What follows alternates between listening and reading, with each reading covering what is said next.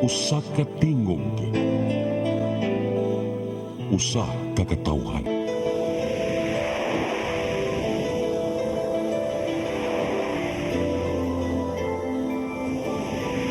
Cebu Catholic Television Network.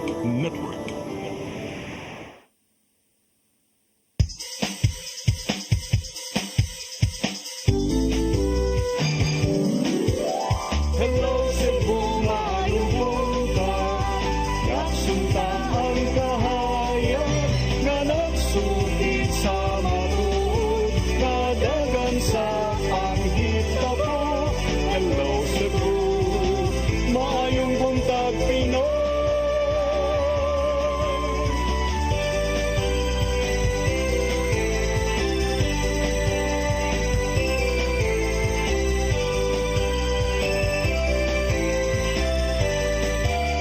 Ang katutulungan sa mga katawhan. Hello Cebu, hello Cebu, maayong buntag Pinoy, maayong buntag Pinoy, maayong buntag Pinoy. Hello Cebu, maing buntag Pinoy. Adlaw karon nga Martes, petsa 18 sa buwan sa Marso 2025. Sangan sa akong partner, Malu Inocando Tabar nga atong makauban karong taod-taod. Ako si Attorney John Destacamento, makig-uban kaninyo sud sa usa ka oras diri sa tong programa karong buntaga. Nya dili ta maglangan ato sang susihon ang mga front pages sa local ug national nga mga newspapers karong adlaw. Sugdan nato sa Sunstar Daily. Sa Sunstar Daily, cracks, erosion, raise safety alarm. Sa Super Balita, uyuan nga giingong bully, gipatay. Sa The Freeman, Aimee pushing for Senate probe over arrest of former President Duterte. Sa Banat News, uyuan gipatay sa pag-umangkon kay magsigig yaga-yaga kaniya. Sa Philippine Daily Inquirer, Solicitor General wants no part in Duterte petitions in Supreme Court. Sa The Philippine Star, Bato can seek refuge in Senate, says Escudero. Sa Manila Bulletin, Senate sets probe on Duterte's arrest. Ug sa Tempo, Bato's refuge. Mao kadto ang mga front pages sa mga local o national nga mga pamantalaan nya karong taud-taud atong paningkamutan nga atong mahinabi ang atong weather specialist gikan sa Pag-asa Visayas alang sa latest weather update. Pero for now, mag-break sa ta. After the break, atong sayran ang mga balita nga nahipo sa atong CCTN News Department. Please stand by. Hello Cebu, hello Cebu, maayong buntag Pinoy, maayong buntag Pinoy, maayong buntag Pinoy. Discover the beauty of the Philippines.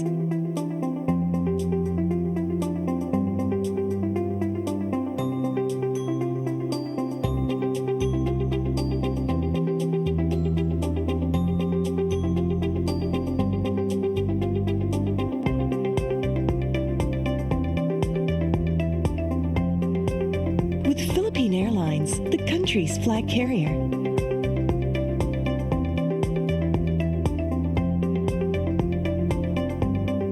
The airline that lets you feel the warmth of the nation.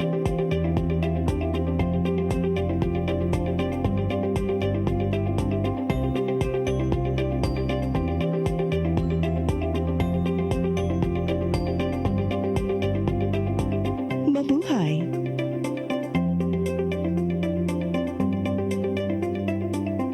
Kaiba sa mga politiko, matagal nang ginagawa ni Ariel Querubin ang ipaglaban tayo. Kahit sariling buhay inaalay. Ngayon, iba ang laban. Pero tuloy ang misyon ni Ariel Querubin, ang ipaglaban tayo. Kung medalya ang sukatan at hindi pera, si Ariel Querubin ang ating bayani na karapat-dapat sa Senado. Pag may Ariel Querubin sa Senado, may bayani tayo sigurado. Ito ang programa kung saan magko-collaborate ang ating mga ozone na doctors para ibahagi ang kanilang kaalamang medikal. I believe with all my heart that the Lord is allowing us to understand that He's the one who are extending this life, and we have to really take care of our body. Yes. Matag episode among ipaambit ninyo ang mga healing testimonies. Everyday pag-gising mo, iisip ko kung ilang taon na lang yung nakatagal ko, yung ganun. This is your path to a new start. OzoneMed Wellness Clinic New Start. Mapapanood every Saturday 8 to 9 a.m. Og ang replay airing matag Miyerkules 1:00 hangtod 2:00 sa hapon dinhilang sa CCTN Channel 47.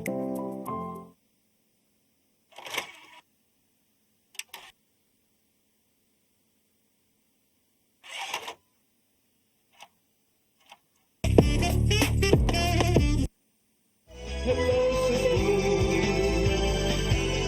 hello Cebu, maayong buntag Pinoy, maayong buntag Pinoy, maayong buntag Pinoy. Balik sa Hello Cebu, may buntag Pinoy. Apan sa di pang ato mga balita, ato sa dawato na itong latest weather update. Ikis pag-asa maktan, Miss Ana Dumdum, good morning. Ma'am, good morning. O makit yung weather forecast karang adlaw ha. Sa samtangan ang hangin amiha nagapektar gihapon o karon dito sa tibok bilang sa Luzon. And ang service nagapektar sa nabingbayan sa nasod labing particularly diri sa Visayas, Subo.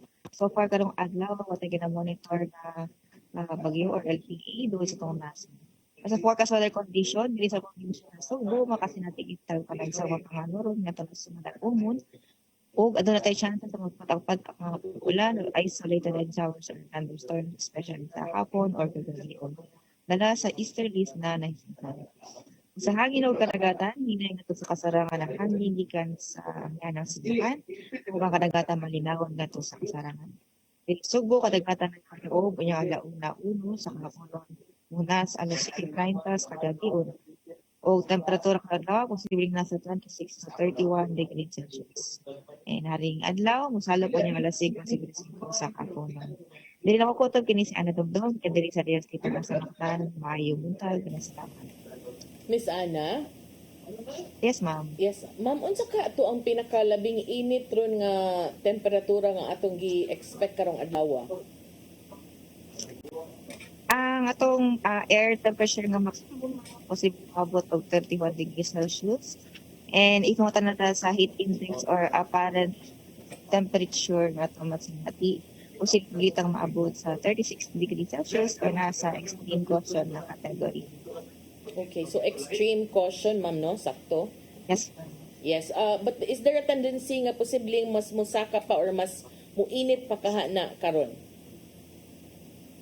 Karong buwan na, ma'am? No, today, Ma'am Ana, is that the hottest or possibly pang musaka sab na nga heat index? Because last week, murag 37 to ang natala or ato ang na panglantawan apan niabot siyag 40.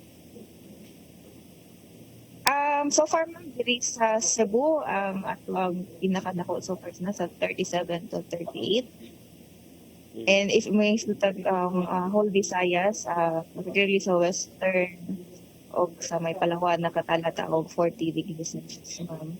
And then karong adlaw posibleng atong maximum na forecast na sa 36. Okay. Thank you, Miss Ana Dumdum. Ug may buntag yung tanan sa Pag-asa Mactan. Mao kadto si Miss Ana Dumdum gikan sa Pag-asa Mactan. Dili kayo init karon basig tungod kay Medyo uwan gabi. gandong, og yun gabi Kusog ang pag-uwan kagabi, attorney. So may na lang katabang-tabang. Tinuod. Nya Martes man ron partner. Marites? Martes.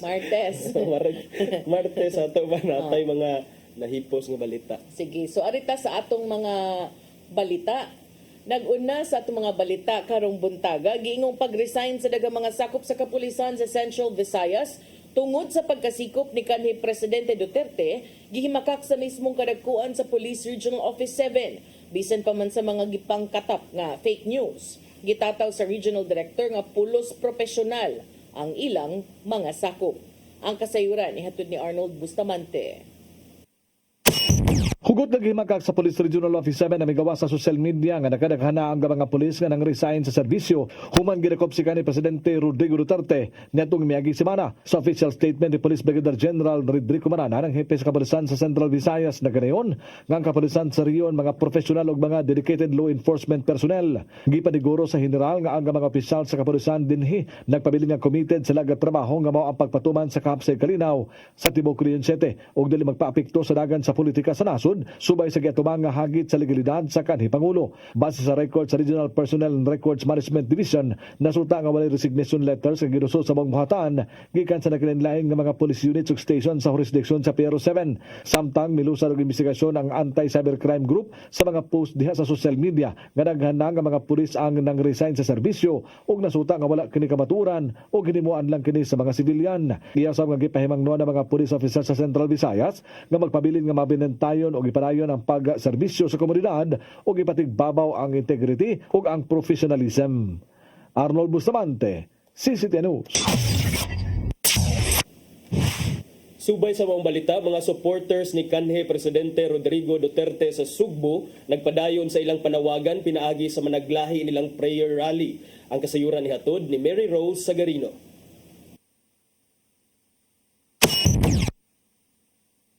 Muabot sa 2,000 ka mga supporters ni kanhi Presidente Rodrigo Duterte ang nagtapok sa Sitio Libo, Barangay Tayod sa lungsod sa Konsolasyon ni atong Sabado sa gabi. O sa candle lighting prayer rally ang gipahigayon pagpadayag sa ilang suporta sa kanhi Presidente kinsa kasamtangang anaa sa kustodiya sa International Criminal Court sa The Hague, Netherlands tungod sa kasong giatubang niini. Gipanguluhan ang kalihukan ni Bliselda Bingolvilio, ang mayoral candidate sa partido PDP o sa Konsolasyon. Panghinaot niini ang kalinaw sa nasod ug ang pagsinabtanay sa usag-usa.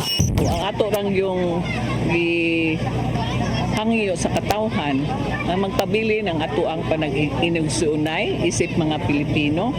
Kunya dili ta mawad-an og paglaom nga moabot ra gihapon ang kalinaw sa ato ang nasod. Sa ato ang pag-ampo sa ato ang mahal nga Ginoo. Sa dakbayan sa Lapu-Lapu o sa prayer rally ang gipahigayon sa Barangay Mactan hapon ni adtong Sabado. Gipanguluhan ni kanhi Mayor Paz Radaza. Gipangayo nila ang maayong panlawas ni Duterte ingon man pag-ampo alang sa pagbalik ni ini sa nasod. Samtang nagbaktas usab ang mga Duterte supporters gikan sa Mabolo Church paingon sa Plaza Independencia sa Sugbo sa usa ka unity walk aron ipalanog ang susamang panawagan. Apil sa mga niduyog silang kanhi Mayor Michael Rama o gubernatorial candidate Pamela Barriquatro. Pinasubay ang gipahigayon nilang protesta human ni atubang na sa hingpit ang kanhi Presidente ngadto sa ICC. Mary Rose Sagarino, CCTN News. Sa laing bahin kaluwasan sa tanang mga trabahante labi na sa infrastructure projects, gikampanya sa Department of Labor and Employment kon Dole 7. Usa kini sa gipalanog nga mensahe nunod sa pagsaulog sa Occupational Medicine Week. Ang kasayuran ihatod ni Gia Navarro. Panawagan karon sa Department of Labor and Employment 7 nga ipalabi kanunay ang kaluwasan sa tanang mga nanarbaho ngadto sa matag infrastructure projects ilabi na sa gobyerno. Usa kini sa gikampanya sa ahensya ning pagsaulog sa Occupational Medicine Week nga nagsentro sa kaluwasan sa tanang mga trabahante. Mato di Dole 7 Director Roy Buenafe nga kinalang ipatuman ang mga balaod nga may labot ang occupational safety and health standards. Kung isgutan ang mga contractors nga mo'y gikuha sa matag proyekto sa gobyerno, kinalang bantayan mismo sa operator ang ilahang mga sakop. Samtang makigalayon sila sa mga hingtungdang partners aron ipahinumdom ang mga angayang bantayan aron kalikayan ang mga aksidente sa palibot. So when it comes to outsource, given to a private contractor, that's really our jurisdiction. That's really the jurisdiction of the Department of Labor and Employment, even if that is a public project, so long as the contractor is a private contractor.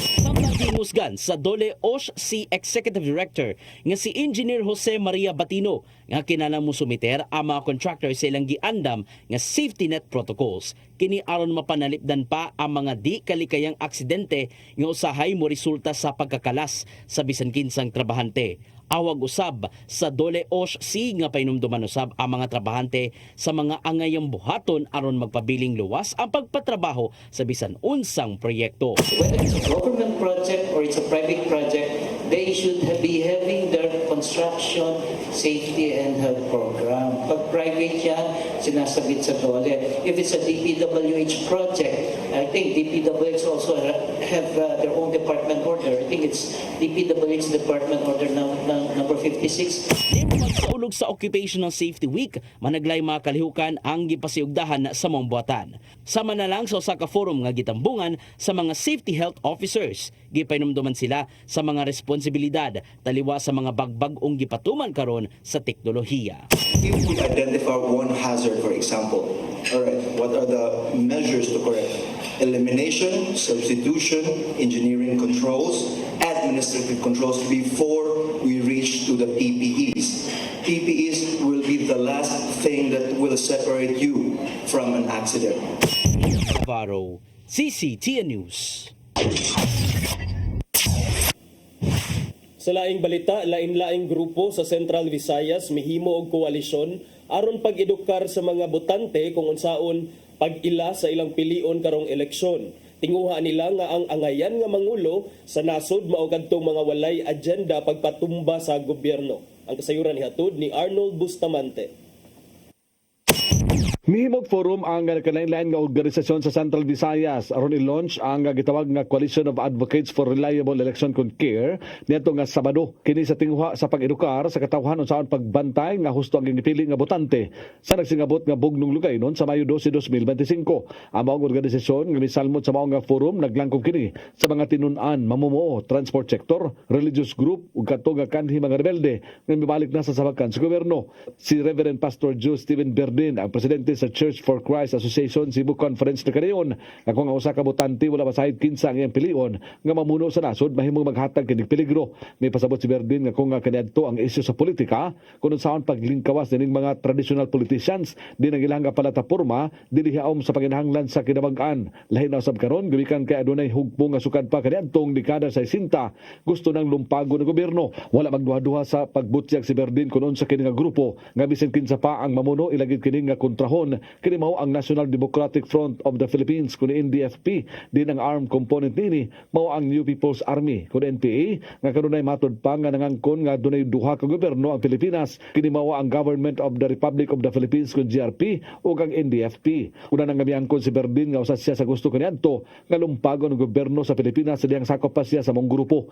Tungod ni angayan matud pa nga masayon ang katawhan o nga makaamgo sila sa husto ug angayan nga pilion sa umabot nga eleksyon. Ang kaamguhan na to may tungod sa electoral process, particularly for the pag-ensure nga clean, honest election. And on the other hand, kana yung kaamguhan sa atong mga botante sa pagpili sa sakto angayan, kwalipikado nga mga kandidato, importante kaay na para sa kanasod, no? Unya niya mangguta sa punto karon nga gikinahanglan nato ang mga kandidato or mga pangulo nga magtan-aw gyud sa kayuhan sa mga tao within the present government system. Kay balo man ta nga doon na po mga tao nga lain pod ang ilang agenda. Pinaagi nini nga kahibaw makatabang sa mga botante kung kinsa ang ilang pilion nga maoy mamuno sa nasod. Wala mo endorso si Berdin kung kinsa ang angayan apan iyang gihatagan o gibugaton kadto nga mga kandidato nga naa sa walhong grupo. Ang akong mensahe sa publiko mao nga unta kita magmaigmat sa pagpili nato sa atong mga kandidato. Kung mahimo likayan nato kana mga kandidato nga na-involve sa terorismo, na-involve sa armado nga kalihukan, na-involve sa recruitment sa atong mga kabataan aron himuon nga mga elemento sa armadong kalihukan.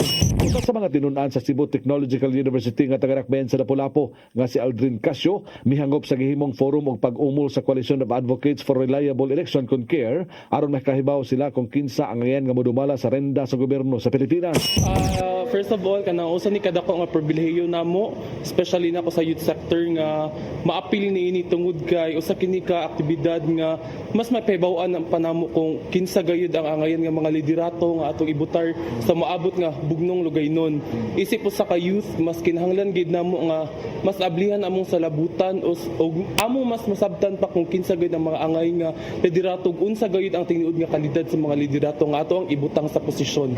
Sugay ninanawagan ng CARE sa katawhang Pilipino nga maalamo nag-ilhon kinsa ang ilang pilion nga kandidato tungod kay mamahimong mao kini ang hinungdan sa pagkalumpag sa gobyerno kung masayop sila. Si Berde nagpasalamat sa mga kaubang pastor sa United Church of Christ in the Philippines nga bibi nasa hugpong nga ilang gisalmutan kaniadto nga ang tumong mao ang pagbatok sa kasamtangan nga gobyerno. Milagdaw panaad ang mga mitambong sa mga forum nga mutabang sila alang sa malinaw ug hapsay nga piniliay sa Mayo 12, 2025 nga eleksyon. Arnold Bustamante, CCTN. Sa atong katapusang balita, lalaki nga nangawat nga naka-underwear lang dito sa Lapu-Lapu City na sikop sa Toledo City human nalutsan og warrant of arrest. Ato siyang pagkasikop, nakuhaan sabsiya og illegal nga drugas. Ang kasayuran ihatod ni Crystal Joy Felerca. Pasado alas 8:30 sa gabi ni adtong Sabado, Marso 15, malampusong nasikop sa kapulisan sa Lapu-Lapu ang lalaking nag-viral nga naka-underwear lang nga nang lungkab og nangawat og vault sa panimay sa usa ka Korean national sa Barangay Maribago, Dakbayan sa Lapu-Lapu ni adtong nilabay nga semana. Ang dinakpan giila nga si Brian Cansancio Magnanaw o nailhan nga Ryan Cansancio Bacalya, 34 anyos ug taga Calatrava, Negros Occidental. Human makadawat og impormasyon ang Lapu-Lapu City Police Office nga ang suspect nagsakay og barko gikan sa San Carlos Port paingon sa Toledo City Port, dala ang iyang Toyota Fortuner. Ang City Intelligence Unit sa LCPO daling nakigalayon sa Toledo Police Station, Philippine Coast Guard Toledo City ug Philippine National Police Maritime Group. Nasubay sa kapulisan nga aduna kini warrant of arrest nga gi-issue ni Honorable Judge Jose Alfonso Gomos ni adto pang Setyembre 30 tuig 2021 sa kasong kalapasan sa Section 11 sa Republic Act 9165 ug adunay gitugot nga piyansa ang korte nga 200,000 pesos. Aron nga adunay ligong basihan ang kapulisan sa pagsikop kay Bacalya, giserve kaniya ang iyang pending warrant sa pagdunggo sa barko nga iyang gisakyan. Maglisod ng mga na niya aresto sa porsot kay kawat o taon naman itabo manang ang atuang likod nga basihan ng pagdakop is katong pending warrant niya. Ato sa iyang pagkasikop, nakuhaan siya og 3 ka pakete sa illegal nga drogas nga nitimbang og 3 ka gramo og nagkantidad og 20,400 pesos. Nasikop usab ang iyang kuyog kinsa ig-agaw raw usab sa suspect nga si Mariel Cansancio Bangiran, 30 anyos nga taga Pinamungahan. Human kini makuha og armas nga kalibre 9mm ug 2 ka magazine. Sa gibuhat nga investigasyon sa kapulisan, si Bacalya mihimakak sa pasangil nga milyones ang sulod sa vault nga iyang gikawat. Sa gibutyag niini ngadto sa kapulisan, wa makaabot og 30,000 pesos ang sulod sa mong vault. Usa pa kini sa subayunon sa kapulisan kung nganong wa nagkatakdo ang kantidad nga gipangtug-an sa suspect ug biktima. Apan sigon pa ni Lieutenant Colonel Torres nga dili na interesado mo pasaka og kaso ang Koreanong biktima. Dugang pa niya nga niadtong tuig 2016 adunay kaso si Bacalya nga attempted robbery nga hitabo sa Barangay Mactan. Sigon usab niya nga ubay-ubay na ang nabiktima ni Bacalya apan usa lang ang nipasaka og kaso tungod kay sagad sa mga mabiktima mga foreign national og dili desididong mo pasaka og kaso. Apan bisan pa kaniadto ang suspect mag-underwear lang nga mobuhat og krimen. Sa yato nga mag-grip siya is sayon ra ang pagsuod then in case madakpan siya dili siya magunitan kay wala mo siya kapok sa nina manang maniyo sa niya rason nga mag-grip siya sa kanila. Si Bacalya og Bangiran didto gitanggong sa Toledo Police Station human sa ilang pagkasikop. Crystal Joy Felerca, CCTN News. Mao katong mga balita nga nahipos tong kaubanan sa CCTN News and Public Affairs Team. Yung katong nakita og nabati kagahapon sa atong mga balita sa Sairi 47. Ni attorney unsa man tong gilungag din harong mga orasa. Mao gihapon tinanok saging ra gihapon. Dili Why ginamos? Paris. Balik gihapon ta sa atong regular nga sudan kay murag init gihapon kay Init pa gihapon, murag nagkadugay, nagkabahaw, nagkalami. Sige nga atong sugdan karon or break sa ta.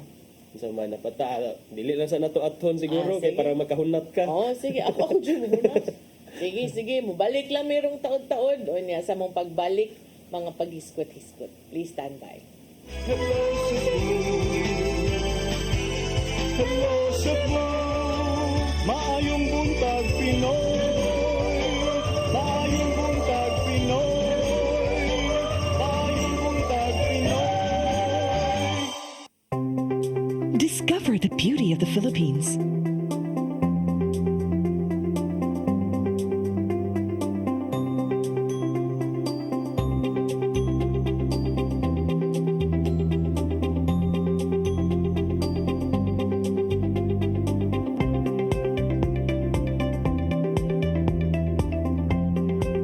With Philippine Airlines, the country's flag carrier.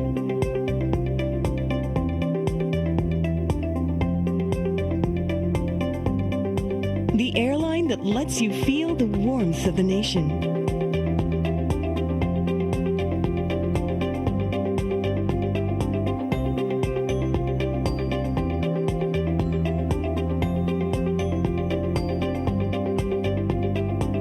Mabuhay!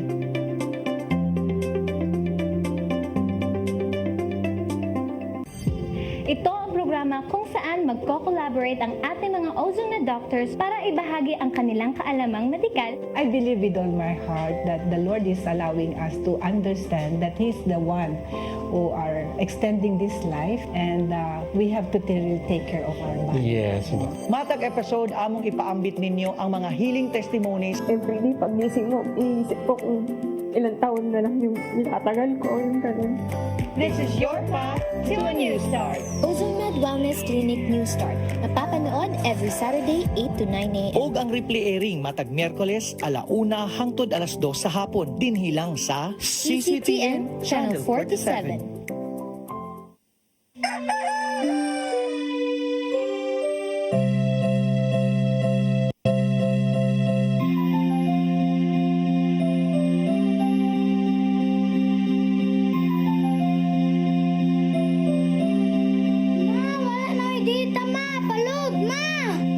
Sorry ma'am, na-late ko. Nagita pa mong gupit para internet sa kong anak ma'am. Ay wala na yung problema. Pag sinisibo. Sinisibo, sinisibo. For your internet connection.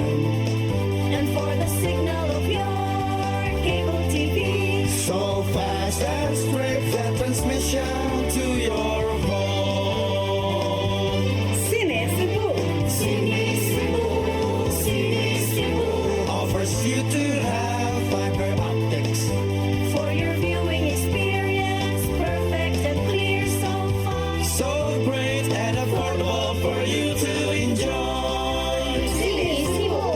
Sinisibu Television Network Incorporated offers fiber to the home broadband internet bundled with fiber to the home cable TV connection. Sinisibu Television Network Incorporated with its operation in Metro Cebu and the whole province of Cebu soon. And affordable for you to enjoy. Sinisibo. Hello Cebu. Hello Cebu. Maayong buntag Pinoy. Maayong buntag Pinoy. Maayong buntag Pinoy. Balik ta sa Hello Cebu, maing buntag, Pinoy. Nya. Gahapon partner kay gimingaw ato mga followers nimo. So, unsa ko okay nimo? naman to. Unsa ko no imong mga panahom ani mo? Lagot kay kugapon. Oh. Di madato na unsa nang mandawi for sure mo dra mandawi. Oh, na. Pero utana lagi sila unsa imong panahom aning tanan kay Panahom sa unsa man. Kaning mga panghitabo sama na lang aning kuan pagkadakop. Oh, pagkadakop. It just shows nga there will always be consequences for your action, which also means na the actions and the actions today will also have its own consequence in the future. Regardless gid na ang life. Regardless kung kinsa ang nibuhat na nga action. Yes, bisag kinsa pa na murag normal ra na, di ba? Na naman ang dako butang nakabaw na for every action there is always a reaction. So mao na para nako importante kay before ka mobuhat og anything, hunahuna asa kung ready na ba ka nga mo face sa consequences sa imong action. Sa ganun? Yeah. Okay, so kay kung kaya ra nimo padayon. But at least baka nang naghunahuna kadaan. Unya niadtong Sunday kay adlaw man sa araw ng Davao ilang tawag sa ang pista dito no. Katong nagkuan sila nagparade sila yan ay nagsyagit-syagit dito, and some people are so proud nga dili kuno mahadlok ang mga batanon karon nga magsyagit-syagit name calling na gyud ad hominem attacks na kanang mga you don't even have proof. So para nako depende na pud na sa imong gisulob nga anchohos kung pabor kang Duterte mo yung kabiliban ako sa mga bata ron ay napukaw gyud ang ilahang nationalism kay way kahadlok sa kasamtang administrasyon. But on the other hand, and I don't say it nga laban ka sa administrasyon, I think kung mutan-aw lang ka nga wa kay dapigan, nakaingon sad ko nga ingon ana na gyuday ang quality sa to mga batan-on karon nga kanang the disrespect and the kanang ana balahi ra man gyud. Yes. So makaingon ko daghan bantayanan sad sa ato ang future.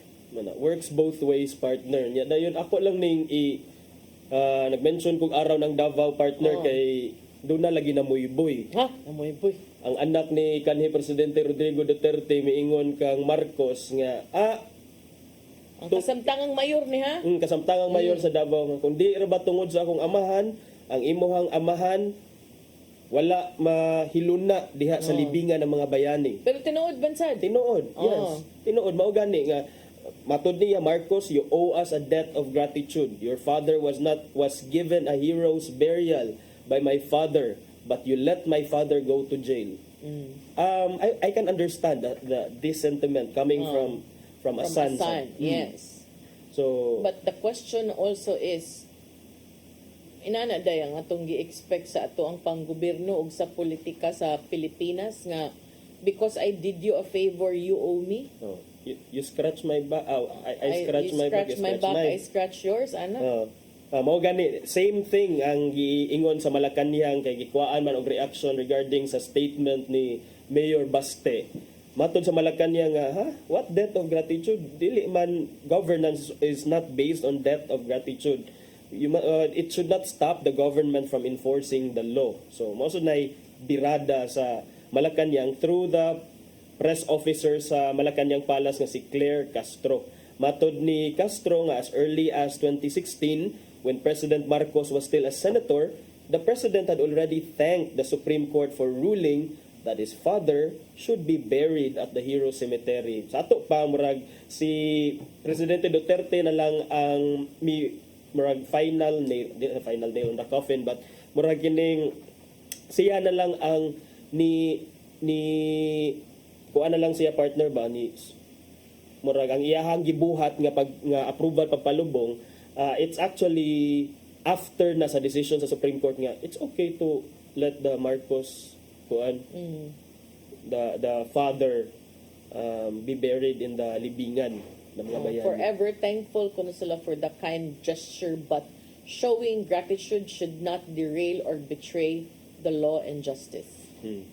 So muna sa partner niya karon di ba na do na toy petition for habeas corpus nga ipaproduce ang body ni Presidente Rodrigo Duterte, but the problem now is ang OSG or ang Office of the Solicitor General ni back out. Gusto siya nga dili siya mo participate sa habeas corpus petition kay matud pa wala na may jurisdiction ng ICC sa tuwa. So what's the point nga mo comment pa miani? Unya, unsa man hadlok siya? Ambot lang kung nahadlok siya sa iyang kung naaba siya gikahadlokan nga amo or unsa, but matud pa in its ang OSG miingon nga this has been our stance ever since. Wala ni nabag-o. Mingon ang OSG nga wala na may obligation mag-cooperate sa ICC because wala naman sila jurisdiction and they did not exercise their jurisdiction timely by initiating the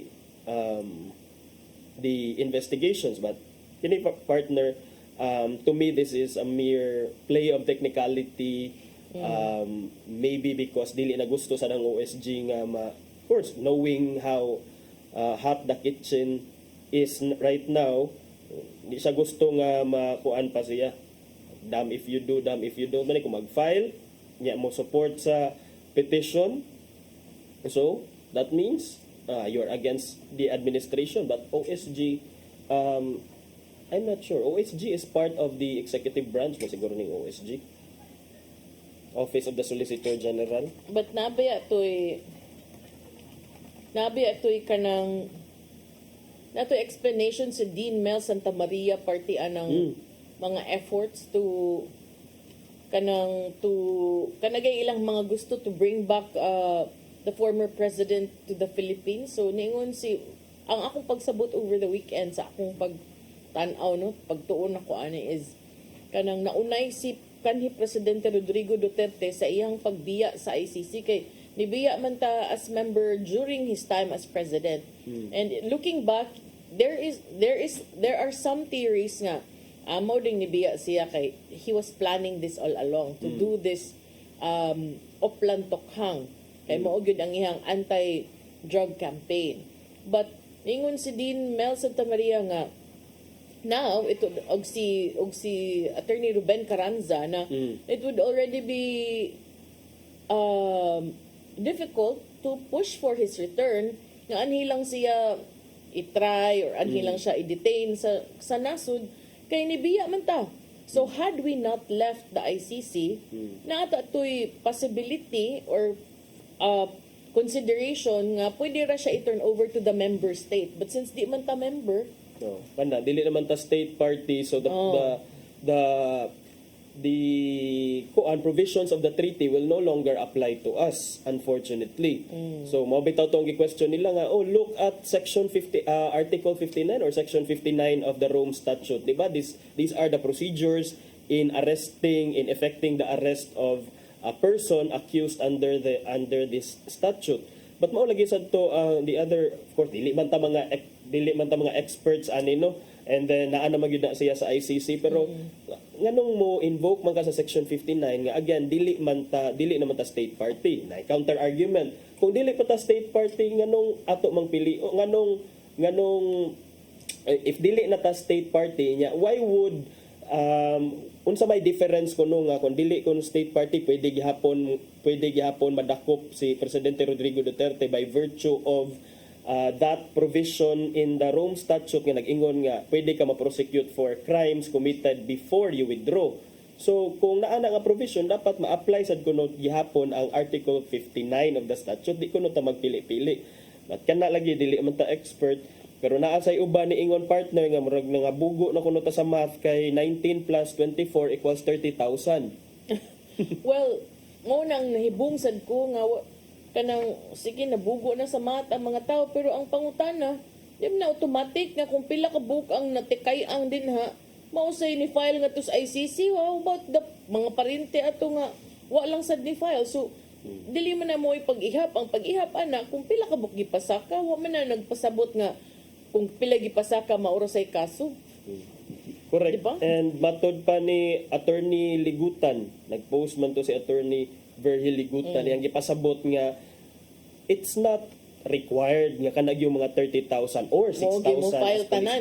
Sila jud mo adto sa it's just ang kanang 19 plus 24, that those numbers according to the ICC prosecutor are enough para maka-establish of what we call a pattern of criminal acts. What's important is ma-establish nimo nga dunay pattern of criminal acts. So tanaw na to kung wala may specific number gyud nga gi-require para sa crimes against humanity. And imagine the impracticability of having 30,000 ka mga tao or mga relatives ana mga tawhan na dadon nimo sa ICC mo di na mahuman sad siguro ang kaso no. O bitag gingon ni Dean Mel Santa Maria sa iyang advice kay naman siya kapila naman siya ni atubang og International Criminal Court. Ingon siya di kuno ni parehas local courts nga makahimo kag manifestation after manifestation, nothing of that sort in international arbitration. Correct. The reason is that all concerns must already be ventilated prior to the hearings. So these concerns will be resolved post-haste so that the schedule will not be disrupted. Mo tong nagtanaw mo nang nakugang sa men. I think former Secretary Medialde wasn't expecting that. He was expecting to, it was, ingon ko nimo during the break na I saw comments and I agree with comments nga the appearance of the former president in the ICC was a PR masterclass kuno. When you say PR masterclass, gipahiluna, it's not nga maura gyud toy nakit ang kolor sa gisulo, but you see, if you look at the president, he's used to wearing barong and black suits, no? But dinhi. Nang big deal man sa nga naaman sa The Hague. Well, because part of these things are optics, and that is one of the consideration for public relations, no, Yeah. or press relations. How you The appear. importance of How you appear optics. conveys the message. Yes. So, if you look at the president, ug imong itandi, ang last niya nga public appearances during the hearing sa Congress, and he was very isog. Mayon tag tiguang na okay, tiguang, but isog yun kay siya at that time. And mo bitaw nga time nga iyang ginan nga hay naman na spasina ninyo. Kay tiguang na ba ko? So, and then this optics leading to unsa may gusto nila i-project, partner? nga nausab ang iyahang demeanor sa ICC. Others say, dili ay tungod ra gid na kay naluya siya sa kanang kuan, kanang na jet lag siya. Maybe. But then you see a different president. One who Na-tame was siya? quiet. And so kung mutanaw ka na, pwede ra gid ay. But when he is in the Philippine Congress during hearings, makaingon sad kang murag di gyud siya kapugong, murag naglungot-lungot gid siya. So people at that time were expecting to see him in his usual character nga. Sige, balik ka sunog, wag to, bahalag French ka. Tabla ta, kanang manggawas na mga PI din ha. But wala. So it was him, kalma kaayo. Inyo unsa man sa nigiingon inyo pang gipadali-dali og dakop inyong gidiretso dito sa The Hague. Unya dayon inyong pangutana ang pangan ra man day og ang address og ang birthplace wa gano wala na kuno na GC Mo na giingon sa uban bitaw ana sus kanang mo man ay procedure. Nasi uban mo ingon nga ngano man nga inyo man ang gidakop oy nga wa na konbikto. Hello, kadaghag gipang dakpan diri. Tapo naman lang kay katuig wa pa man gay nakuan mo na kung giingon before. Balik ko sa kung giingon nga pagsugod sa yung termino, believe man ko sa presidente, kay panagsara ka kitag presidente, way pakiw, di ka ganahan ako, isog ko, okay. But ang ako arag yung point, ana, ang katong imong kaisog, nga imong gi-channel nga to sa pagpamatay or pagpatukay ang atong mga tao nga musukol, could also have helped a lot to improve the justice system by kanang improving the bureaucracy. Kana bang what if ang mga judge o ang mga prosecutors ang ingnon pagtarong mo diha kay og di inana ba? Dili sad necessarily nga to the point nga kamusay tukhangon, dili, but to improve ba kay sa pagkakaroon man good, and for many years daghan gyud kay kaso nga luoy gani ang piniriso, wala pa gyud na dungog ilang kaso, 10 years na baron sila din ha. Di biya kabayaran sa gobyerno for the number of years that you serve. Even if nighuman not guilty da ka. Correct. Di ba, attorney? Yes, mao gyud, partner. And then let's go back. There is a local partner. Daghan kay mga prayer rallies. What's your view ani mga prayer rallies para sa return ni sa ilang Tatay Digong? It's within your rights. It's well within your rights. Unya, ang ako ra gyud is moingon tag prayer rally kanang lain-lain man na may uban for, na uban against. Okay. So, mao na kinakoy ka-amigo nila kumusulti sa pangan. Ngano man sayop siya og joy. Congressman. Ningon gusto namin ampo kuno siya ko niya kanang ampo ta kay basig pa kanang hinaot lang pa nang pamilan ko tas Ginoo ko niya. Kung katoy mong kaatbang nag-ampo sa siya unsa mag timbang-timbang sa Ginoo ani kinsa mang ampo ang paminaon sa Ginoo kung kamong duha nag-ampo for the very same thing or for opposing things. Wag kita kibaw, di man kita katugkad. Pero ambot lang sa kahaog kanang dunggon basad ning mga nag-ampo ron kanang napapaulion ang kanhi presidente or kinsa say mas paminawon kanisang mga nag-ampo nga makonbikto baron or matagag hustisya katong mga biktima sa extrajudicial killings. Yeah, and no matter bisag unsa pa nakabaga diha ang duot sa mga tao ana mga prayer rally, sakto ka, partner, it's well within their rights, and bisag kapila pa na o bisag pila pa na ang mo join ana, the fact remains nga the case is now before the ICC. Wala na gyud tay mahimo kay katura yung mga judges dito maoy na sila mga kamot ang maka-determine sa fate. Karon attorney, makakita gyud ko, makaingon gyud ta nga kanang naagi uban nga kanang murag nagpadasag ilang gibati iba mo tana ko ninyo. Kaila si Presidente Digong ninyo? Unya kanang ang uban mo gud naka-feel sa kuno sa ilang pagbati, but sometimes I could not understand also nga mura naman og labaw pa manoon ka sa kanang pamilya kay si Hanilet ganin ingon biya si General Torre nga moong usa sa nalangan nila kay nag-change pa sila sa manifest kay siya unta ang pakuyugon isip common law wife but she refused. Okay. Dili siya mukuyog kay wa ko na siya passport. So ningon si Torre nganong mo kay passport na gikan maka Hong Kong. Oh. So in short, sa laktod pagkasulti niingon si Torre nag-usab na sad sila sa manifest kay dili man flight manifest kay di mo lupad ang mga pilot kung dili maong mga pangan. So it wasn't Medialdea unta, it was supposed to be Hanilet. So naay nurse sa gobyerno, naay nurse niyang personal, iyahang backup, and then one person, supposedly family member, but the common law wife refused. For whatever reason, ang iyang gihatag is wala siya passport. So kanang mga inana daghan kaayog mga panghitabo and even katong gingon ganina before the show nga daghag ni question it was kuno technically invalid arrest because there was no physical warrant but mismo si Torre niingon siya siyang interview na at first niingon siya nga I have a warrant naangan to dili niya ma-present physically but and mangutana ko attorney abogado man jud ka kung naidakpon unya naay warrant do I have to show you the physical copy? Okay, go to section 113 of the rules of court. Tanawa diha kung naabay giingon in effecting the warrant required ba nga ipakita ang physical copy sa warrant. Walay requirement nga dapat ipakita ang physical copy sa warrant at that time that the officer is effecting or implementing the warrant. Karon attorney kay ako mang yung gitan-aw yang interview kanang dili lang ang mga nigawas sa balita but kanang ganing the entire interview nga kanang murag nag-interview ang mga media karon kay di man gyud kuno pangitaan mo gyud siya kay syempre na be lawyers so igingnan ko ni Torre nga sa man mo kamo man mo ana abogado man mo nga pwede ra na pati man gyud ko na mo patuo so dunay usa ka staff sa DOJ ni adto sa airport office nang hangyo dito paprintaha ko so then na gyud physical later kay nagpaprinta pa man sila.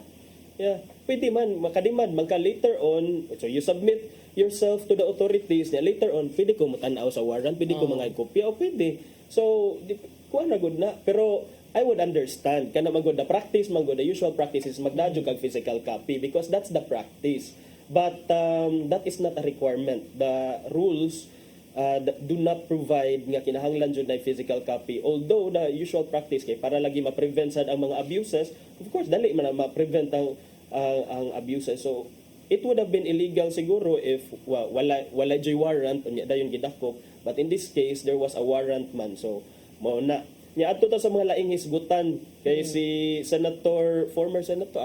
former presidential spokesperson Harry Roque mangayom kuno siya mo-apply siya for asylum sa the Netherlands. Mularga siya mo adto siya dito yan. Pagkadungog yun nga ni apply asylum na naniingon na. Ay nanyo grant. Pero karon murag patubagon ba ya ang DFA ba to?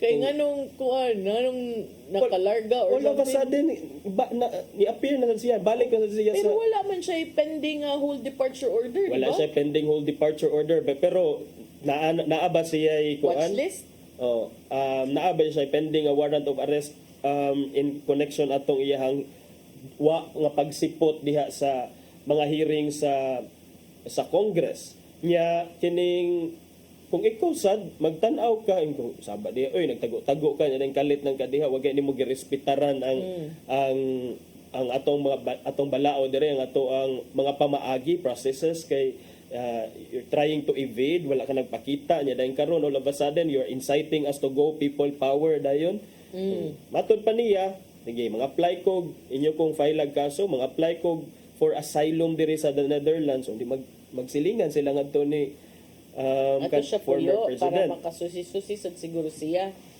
So ubay-ubay ang mga movements no siya mo apply siya asylum sa Netherlands. Ang managsuong mga anak ni sa presidente si Vice President Sara Duterte to aman dito ningon siya unya na siya mulakaw kung nailaing igsuon makapuli niya dito.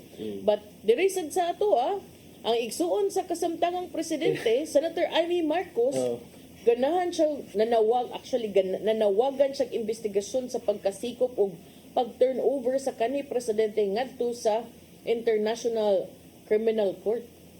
So si Senate President Chis Escudero, neutral man siya ani, ningon siya nang hinaot siya sad nga ang investigasyon ni Senador Amy Marcos mohatag og katin-awan sa mga issue sa pagkasikop ni Duterte instead of adding fuel to the fire. Pero para nako, no, all of these things, because it's happening in an election year, sometimes makamadol sa issue kay daghan mo gud mo salida to be relevant. But I'm not saying her, I'm not saying them, but if you see it, kasagaran sad sa mga nag-lead sa mga prayer rally or whatever rally, indignation rally, in support or against, most of them are candidates. But to those who don't know, partner, sa history ani no nganong all throughout consistent magyud ni si Senator Amy Marcos of her support for the Dutertes.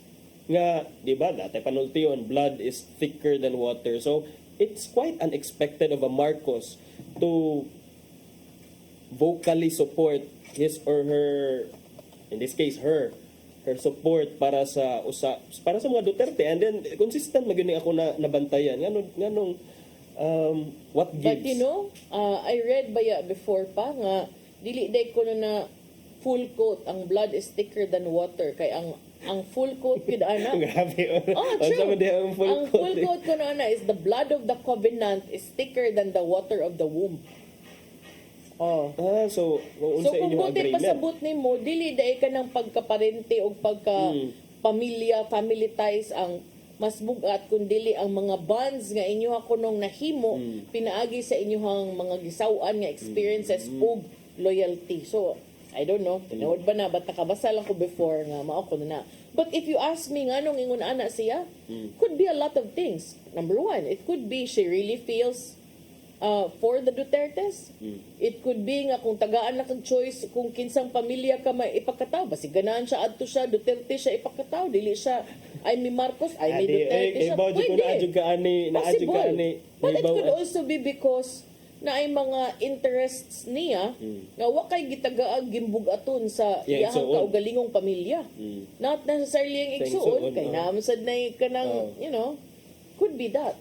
O bitaw na ningon ta there are no permanent friends and family in politics, only permanent interests. No. So mo na siya nang nawagan si Senator Amy Marcos og investigasyon kini nawagan raman wala man gyud ni initiate mismo ni file ngadto og resolution calling for arrest. Nganong makaingon ta nganong gusto man sa investigation regarding the circumstances surrounding the arrest, because possibly man nga although ang kaso about sa crimes against humanity ni kanhi Presidente Rodrigo Duterte tuwa sa The Hague, pero ang katong mga ni-effect sa arrest dire kung sa arrest in the Philippines, like atong mga police na ni-cooperate with the Interpol, pwede to sila makasuhan if naay violation sa ato ang domestic or national laws. So mauna siya, partner, daghan yung movement. Si Bato de la Rosa pod ni ingon sad si Senator Chis Escudero nga you can seek refuge in the Senate.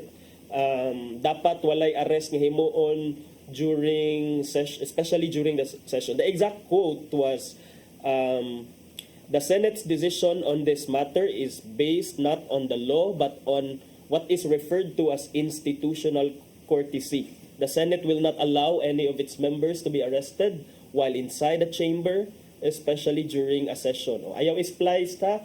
The sentence is the Senate will not allow any of its members to be arrested while inside the chamber, especially during a session. Meaning to say, kung gawas na ka sa Senado, pwede ka kuan. Ato siya tuog dito. No. May session, wala lagi kuan. Wala lagi session pa kay after elections pa man. No, ato lang siya dito.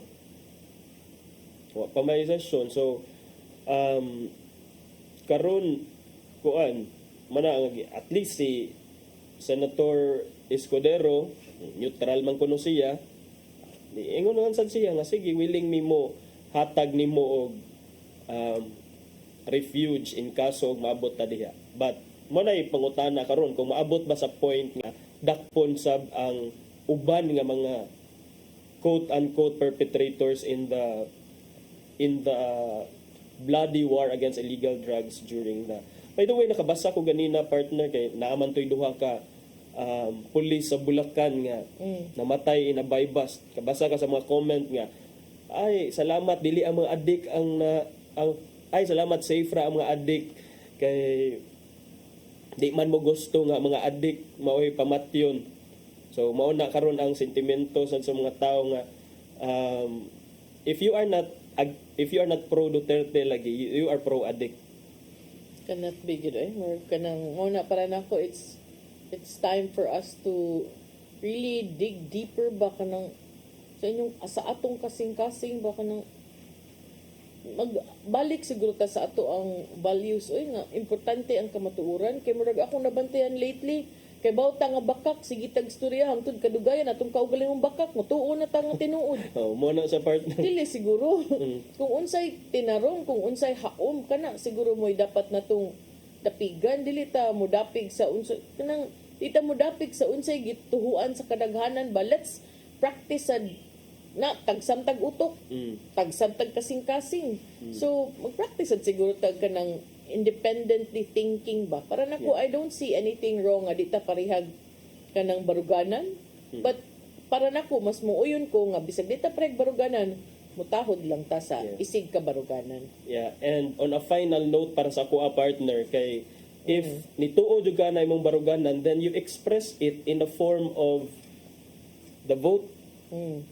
Lang, mao man kana ang imuhang stance pro Duterte jud ka o na may line up ang mga Duterte hala you exercise your that right of suffrage or right to vote by voting for those nga naa sa line up o tan-aw na to and then kung unsay resulta we have to respect that kay useless man sige ta diri og sige ta og debate nya dayon dili sa ma-actualize into something more concrete.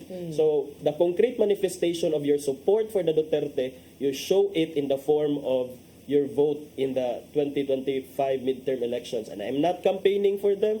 I'm just saying na ba kaning ayaw na anang mga kuan-kuan, mga useless nga wala ray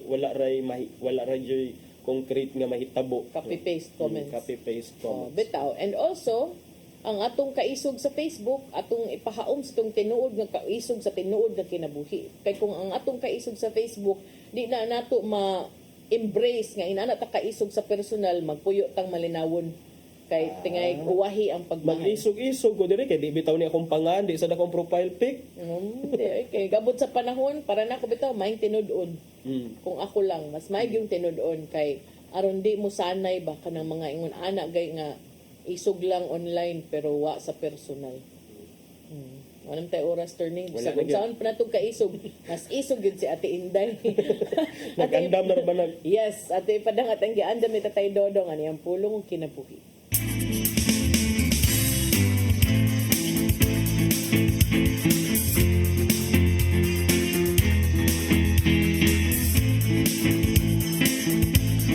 Ang pulong mo, ang diwat sa dalan ko. Ang gahom sa Ginoo aniya kanato. Kita mao ang sudlanan sa gahom sa Ginoo. Sa Efesos 6:11-18 nag-ingon, isulob ninyo ang armadura nga gihatag sa Dios kaninyo aron makasukol kamo batok sa mga lingla sa yawa. Busa pangandam kamo, gamita ang kamatuoran, ingon nga akos ang pagkamatarong ingon sa salipod sa inyong dughan. Ugang kadasig sa pagsangyaw sa mayong balita sa kalinaw, ingon nga inyong sapatos. Bitbita kanunay ang inyong pagtuo sama sa taming, kay pinagi nini kapalong kamo sa tanang nagsiga nga udyong ipana kaninyo sa yawa. O ikalo ninyo ang kaluwasan, ingon nga panalipod sa ulo ug gamit nga pulong sa Dios mo sa espada nga gihatag kaninyo sa espiritu. Buhata kining tanan diha sa pag-ampo ug pangayo kamo kanunay pinagi sa espiritu. Dinhi gisulti ni San Pablo kung unsay ang isulob sa usa ka sundao. Busa kinanglan nga lig-uno na to ang atong pagtuo. Kay pinagi nini, mahimo kitang magpuyo sa kamaturan ug dili magpadala sa lingla sa yawa. Kinanglan nga mahibaw ta kung unsay kamaturan ug musalig kita sa kamaturan. Kining katarong nga ni Kristo nga gibutang sa atong kasing-kasing mo nga atong ikabatok sa mga pasangil sa yawa diri kanato. Kung niya na ang katarong ni Kristo, dili na nato kita mahadlok si bisan unsa nga isulti sa yawa batok kanato. Mao kini ang pulong nga naghatag kanato giyas sa atong kinabuhi. Magampo kita. Langitong Amahan, salamat nga kami imong gihatagan ug hinagiban nga among magamit sa pagbuntog sa yawa. Kung wala ang imong pulong, dili usab namo maangkon ang kadaugan. Ang imong pulong nga maghatag kanamong talig-on. Busa, tabangi kami nga magpuyo diha sa kamaturan, magsubay sa imong mga pulong aron magmadaugon kami. Amen. Dengan samahan sa anak sa Diyos Espiritu Santo. Ang pulong mo, ang iwag sa dalan ko. Pulong ang kinabuhi ni Tatay Dodong Limchua mo nagtapos sa itong tulumanon. Dagang salamat sa Philippine Airlines. Thank you Archbishop Jose Palma, Nanay Diana Limchua ug Tatay Dodong Limchua. Thank you, Sir Danis Tabar, itong mga kaubanan sa TOC, Sir Robert, Miss Inday, Sir Matmat, Miss Mabel, Miss Joanne. Sir Michael, Sir Rodel, Sir Raymond, Sir Bruce ug Sir Ferdy. Salamat sa iyong papakiguban. Ako si Maluy Nakando Tabar. Ako si Attorney John Destacamento. See you tomorrow sa itong programang Hello Cebu. Mayong Buntag, Pinoy. God bless us all.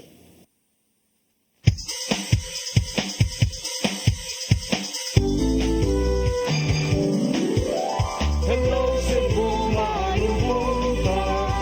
Nagsunta ang kahayag na nagsulit sa usa ka pagtuo, usa ka tingog, usa ka katawhan.